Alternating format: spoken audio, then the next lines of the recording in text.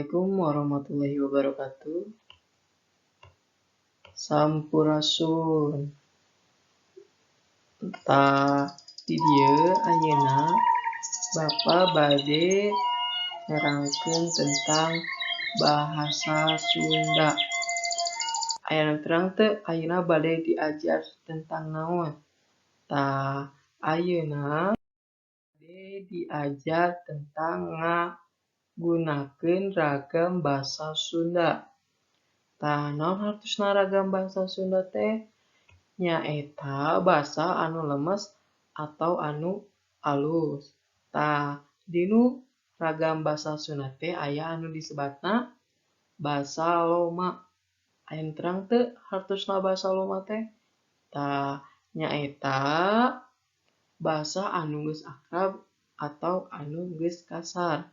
Eta disebatna basa loma. Cobi ayeuna tinggal bagan ieu basa Sunda nyaeta basa hormat jeung basa loma. Basa hormat nyaeta aya hormat ka batur sareng aya hormat ka sorangan. Ayeuna basa loma nyaeta basa anu cohag. Cohag teh naon? Nyaeta basa anu geus akrab atau anu kasar. Ayeuna pek tangetkeun contoh kecap-kecap di handap ieu. Contoh basa loma anu keur sorangan, keur batur jeung hartosna nyaeta basa Indonesia. Ieu contohna. Nu kahiji alus basa lomana teh. Keur soranganna naon? Sahe. Keur batur sae. Basa Indonesia naon? Bagus. Ayeuna nu kadua basa lomana balik. Keur soranganna naon? Wangsul. Upami keur batur mulih. Basa Indonesiana pulang. Ayeuna nu katilu indit. Basa lomana indit. Keur soranganna nios. Keur kabaturna angkat. Basa Indonesiana pergi. Ayeuna nu kaopat dahar. Basa lomana. Keur soranganna eda. Upami keur kabaturna tuang. Basa Indonesiana makan. Ayeuna basa lomana hayang. Keur soranganna hoyong. Upami keur kabaturna palai.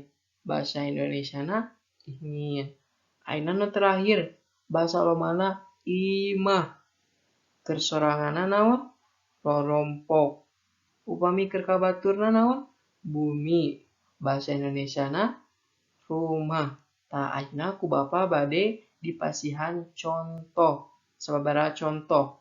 Bapa bade ngacontohkeun balik.